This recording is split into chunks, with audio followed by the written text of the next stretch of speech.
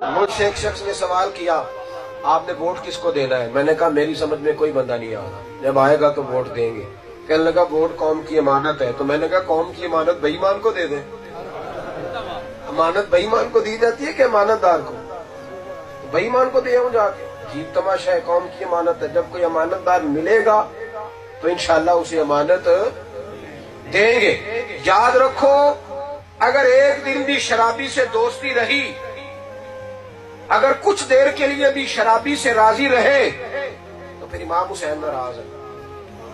اور نوجوان ادھر دیکھیں، میری بات لکھ لیں، اگر موبائل میں گندے مجرے ہیں، گندے گانے ہیں، لڑکیوں کے نمبر ہیں، چوکوں میں کھڑے رہتے ہو، تو پھر تم یاد رکھو کہ جب تم گندا مجرا دیکھتے ہو نا تو حضرت علی اکبر کو قبر میں تکلیف ہوتی ہے، پھر حضرت عباس کے بازوؤں میں درد ہوتا ہے کہ ہم تو فحاشی کے مجرے دیکھنے والوں کے خلاف ہم لڑے، اور یہ ہمارا نام لینے والے مجرے دیکھے، گند دیکھے، ساری رات تماشے دیکھے۔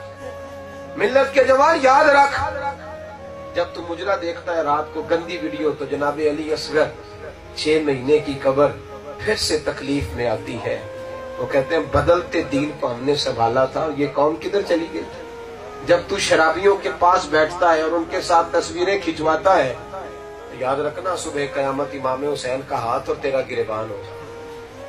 اس کو امام حسین کو تیری دیکھ کی کوئی ضرورت نہیں، تیرے لنگر کی کوئی حاجت نہیں، وہ تو جنت کے مالک و مختار ہے۔ اپنے آپ کو سنوارے، رسومات سے باہر آئیں، اور اہل بیت کا سب سے بڑا کردار یہ ہے کہ سیدہ فاطمہ کا ننگا سر کبھی سورج نے بھی نہیں دیکھا۔ اور اگر تیری بیٹی، تیری بیوی، تیری بہن، تیری ماں پردہ نہیں کرتی تو بتا سیدہ فاطمہ کے سامنے وہ کیسے جائیں گی؟ کیسے جائیں گی؟ اسلام کی بیٹیاں مقدس ہوتی ہیں، پاک ہوتی ہیں، اور پاک چیزیں غلاف میں ہوتی ہیں۔ قرآن پاک ہے تو غلاف کے اندر ہے، کعبہ پاک ہے تو غلاف کے اندر ہے۔ یہودی، عیسائی، سکھ، بدھ مت کی بیٹی غلاف میں نہیں ہوتی۔ نبی پاک کا کلمہ پڑھنے والی بی بی پاک ہے تو اسے غلاف میں رکھا گیا ہے، وہ غلاف میں ہے۔ مقدس عورتیں غلاف میں ہوتی، ان کو پردہ کراؤ، یہ اہل بیت کا طریقہ ہے۔ اپنے آپ کو سنوارو۔ یہ ہمارے ملک میں ویسے بھی ہر وقت کوئی نہ کوئی کھیل جاری رہتا ہے۔ تھوڑے دن پہلے لاہور میں کھیل ہو رہا تھا، آج کل اسلام آباد میں ہو رہا ہے۔ فلانا آ رہا ہے، فلانا جا رہا ہے۔ جو آئے تھے انہوں نے بھی آتے یہی کہا تھا کہ جناب پچھلا حال بڑا برا تھا، لہذا ہمیں موقع دو تاکہ ہم ٹھیک کر دیں۔ اب اگر اس کو آپ بھیجتے ہیں، ایک اور آتا ہے تو وہ آتا ہی کہے گا چونکہ یہ نااہل تھے تو ہمیں بھی 3 سال دو۔ اور یہ جتنی بحث ہے، جتنا ٹرینڈ ہے، جتنا سوشل میڈیا ہے، یہ امیروں کا شوق ہے۔ غریب بیچارہ تو صبح ناشتے کے ٹائم بچوں کے پراٹھوں کے لیے گھی نہیں پورا کر سکتا، اس کی بلا جانے اسلام آباد میں کیا ہو رہا ہے۔ یہ 10 سے 15% لوگ ہیں جنہوں نے یہ ملک میں مذاق بنایا ہوا ہے، اور باقی ان کے ہواری ہیں جو ان کے ووٹر اور سپورٹر ہیں، یہ اللہ کی بارگاہ میں جواب دیں گے۔ غریبوں کو دوائیاں نہیں مل رہی۔ یا ایک مزدور کام کرتا تھا، میرے پاس آ کہنے لگا پیر صاحب میں 2-4 باری ٹھیکیدار کو پیسے لے چکیا، اب وہ مجھے نہیں دیتا، تیری بیوی بڑی بیمار ہے، تکلیف میں ہے، چھوٹا سا مزدور ہوں تو مجھے تو قرض بھی کوئی نہیں دیتا، کوئی مہربانی ہو جائے وقت پہ واپس کر دوں گا۔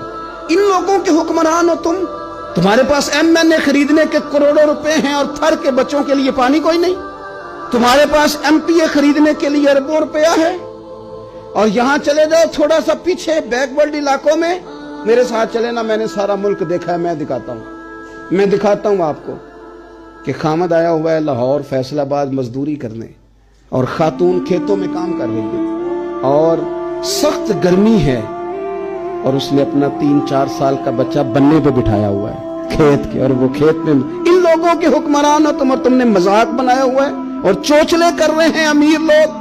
پتہ ہے کیا بن رہا ہے، نمبر گیم کیا چل رہی ہے، یہ تمہارے چوچلے ہیں۔ نہ ادھر ادھر کی تو بات کر، یہ بتا کہ قافلہ کیوں لٹا، مجھے رہزنوں سے غرض نہیں، تیری راہبری کا سوال ہے۔ حضرت عمر رضی اللہ تعالیٰ عنہ جو بات کرتے ہیں تو اس کا وزن دیکھیں کتنا زیادہ ہے۔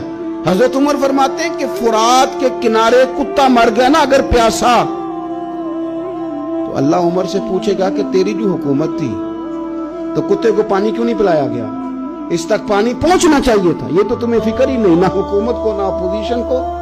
غریب روٹی کیسے کھاتا ہے؟ میں درجنوں ان لوگوں کو جانتا ہوں جن کے بچے صرف اس لیے نہیں پڑھ سکے کہ ابا کے پاس فیس کوئی نہیں تھی۔ میرے پاس لوگ آ کے اپنے دکھ بتاتے ہیں، کمزور سا آدمی ہوں، کیا کسی کی مدد کر سکتا ہوں؟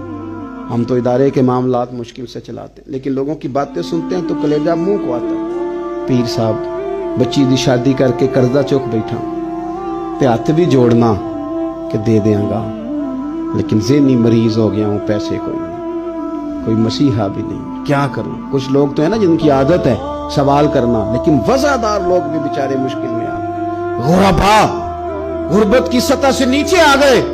روز قیمتیں بڑھ رہی ہیں چیزوں کی، اور عام ضرورت کی چیزوں کی قیمتیں بڑھ رہی ہیں، لوگوں کی روٹی پوری، تم نے مذاق بنایا ہوا ہے، فلانا آ رہا ہے فلانا جا رہا ہے، یہ تمہارے چونچلیں، اور سب سے زیادہ ان پر ناراضگی ہوتی ہے جو ان کے ووٹر اور سپورٹر بنتے ہیں۔ اس ملک کا صرف ایک ہی حل ہے کہ رسول اللہ کے دین کا نظام نافذ کیا جائے، ہر مرض کی دوا نظام مصطفیٰ صلی اللہ علیہ وسلم۔